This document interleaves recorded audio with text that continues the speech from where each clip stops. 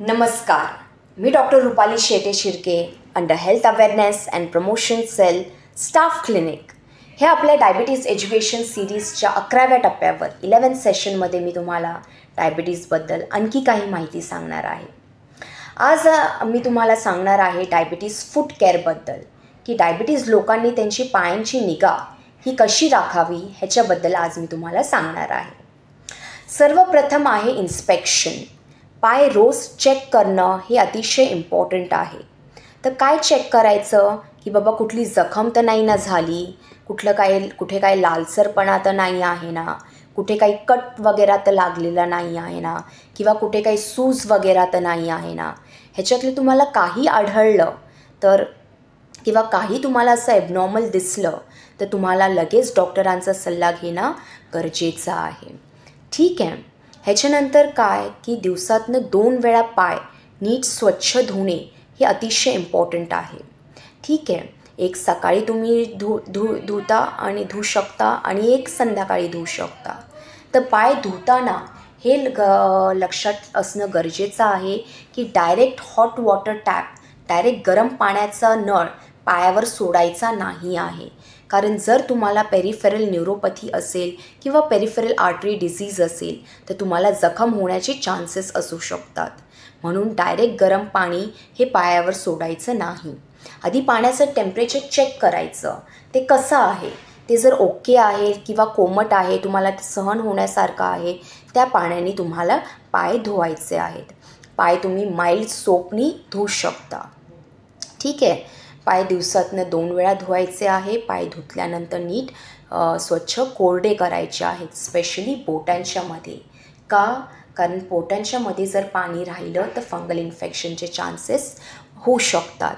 म्हणून बोटांच्या मध्ये नीट पाय कोरडे करायचे आहेत. पाय जर तुमचे ड्राय पडत असतील तर तुम्ही मॉइश्चरायझर पायांना लावू शकता. पण कुठे तर वरती आणि खाली, पण बोटांच्या मध्ये मॉइश्चरायझर लावायचं नाही आहे. सेम कारण आहे की जर तिथे मॉइश्चरायझर लावलं तर फंगल इन्फेक्शनचे चान्सेस वाढतात. ठीक आहे. आता आपण पुढे बघूया रिगार्डिंग फुटवेअरबद्दल किंवा फुटवेअर आपण कुठला घातला गेला पाहिजे. जेव्हा पण तुम्ही घरी असाल किंवा बाहेर असाल, विदाऊट फुटवेअर हे तुम्हाला नाही चालायचं आहे. विथ फुटवेअरच तुम्हाला चालणं योग्य आहे. ठीक आहे. तर फुटवेअर कसा असला पाहिजे. फुटवेअर हा जास्त टाईट पण नाही, जास्त लूज पण नाही, तर कम्फर्टेबल फुटवेअर असला पाहिजे. आणि हे लक्षात असणं गरजेचं आहे की जेव्हा पण तुम्ही फुटवेअर विकत घेत आहात तेव्हा ते संध्याकाळच्या वेळी विकत घेणं हे अतिशय इम्पॉर्टंट आहे. कारण जर तुम्ही सकाळच्या वेळीस फुटवेअर विकत घेतलं तर काय होऊ शकतं की संध्याकाळपर्यंत आपला पाय आहे ना ब्रॉड होतो. ठीक आहे. मग त्याच्यामुळे काय होणार, जो तो फुटवेअर तुम्हाला संध्याकाळपर्यंत टाईट होणार. मग तसं नको व्हायला. म्हणून तुम्ही जेव्हा पण फुटवेअर खरेदी कराल तेव्हा संध्याकाळच्या वेळीच फुटवेअर खरेदी करा. म्हणजे तुम्हाला परफेक्ट व्यवस्थित फुटवेअर मिळेल, जो जास्त टाईट पण नसणार आणि जास्त लूज पण नसणार. ठीक आहे. फुटवेअर हे नेहमी घालणं गरजेचं आहे. घरी असो किंवा बाहेर असो, विदाऊट फुटवेअर चालायचं नाही आहे. कारण जखम वगैरे झाली तर ती हील होणं हे जरा अवघड जातं डायबेटिक पेशंटसाठी. म्हणून दरवेळेस घरी असो किंवा बाहेर असो फुटवेअर घालणं हे गरजेचं आहे. ह्याच्या पुढे काय तर आपण आपल्या पायांची काळजी राखण्यासाठी आपण अजून काय करू शकतो, तर आपल्याला नेहमी वर्षातून एकदा तरी पेरिफेरल न्यूरोपॅथी आहे की नाही किंवा पेरिफेरल आर्टरी डिझीज आहे की नाही हे चेक करण्यासाठी मोनोफिलामेंट 10 ग्राम मोनोफिलामेंट टेस्ट करणं हे गरजेचं आहे. किंवा VPT व्हायब्रेशन परसेप्शन टेस्ट ही टेस्ट करणं गरजेचं आहे. ह्यानी आपल्याला काय कळेल की आपली जी पायांचे नर्व्स आहेत हे व्यवस्थित आहे की नाही.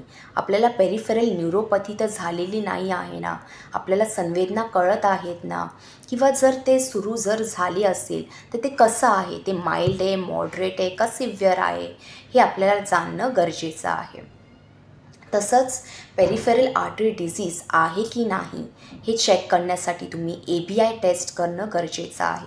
ABI म्हणजे अँकल ब्रेकियल इंडेक्स. ह्याच्यामध्ये काय केलं जातं तर दोन्ही हातांचा आर्म्सचा आणि दोन्ही पायांचा प्रेशर मोजला जातो आणि त्याच्यावरनं ABI हे कॅल्क्युलेट केलं जातं. ही ABIची व्हॅल्यू जर ॲबनॉर्मल असेल तर तुम्हाला पुढे जाऊन पेरिफेरल आर्टरी डिसीज आहे किंवा होण्याची शक्यता असते. म्हणून हे खूप इम्पॉर्टंट आहे की वर्षातून एकदा तरी ABI टेस्ट करणं गरजेचं आहे. ठीक आहे, ह्यानी आपल्याला हे कळेल की आपले पायावर काही परिणाम तर झालेला नाही आहे ना, आपले पायाचे नर्व्स हे व्यवस्थित आहेत, आपले पायांचे जे आर्टरीज आहेत, जे रक्तवाहिनी आहे हे व्यवस्थित आहे, हे आपल्याला कळेल. ठीक आहे, हे होतं रिगार्डिंग फूटकेअर. आता फूटकेअरबद्दल अजून काय जे आहे की रिगार्डिंग तुम्ही अजून कशी काळजी घ्याल फूटकेअरबद्दल ते एक लक्षात ठेवणं गरजेचं आहे की जेव्हा पण तुम्ही नख कापाल तेव्हा नख स्ट्रेट कापायचा आहे, अँगल्स कर्व्समध्ये नाही. आणि जेव्हा पण बोटाच्या बाहेर असं क्युटिकल बाहेर येतं ते हाताने नाही काढायचं, ते नेल कटरनीच कापायचं आहे. जर हाताने काढलं तर काय होणार आहे, जखम होण्याचे चान्सेस वाढतात. म्हणून नखाच्या इथे जे इथे साईडला क्युटिकल बाहेर येतं ते तुम्हाला नेल कटरनीच कट करणं गरजेचं आहे. हे लक्षात असू द्या की कुठलीही जखम झाली, काही झालं पायाला, काही सूज असेल, काही असेल तर लगेचच आपल्या डॉक्टरांना दाखवा आणि ट्रीटमेंट घ्या. आणि सर्वात प्रथम इम्पॉर्टंट आहे की आपला शुगर लेवल्स कंट्रोलमध्ये ठेवा. जर जखम झालीच तर ती लवकर बरी व्हावी म्हणून शुगर लेवल्स कंट्रोलमध्ये असणं अतिशय इम्पॉर्टंट आहे. ठीक आहे, म्हणून नेहमी आपले शुगर लेवल्स हे कंट्रोलमध्ये असू द्या, म्हणजे जखम जर झालीच तर ती लवकर बरी व्हायला मदत होईल.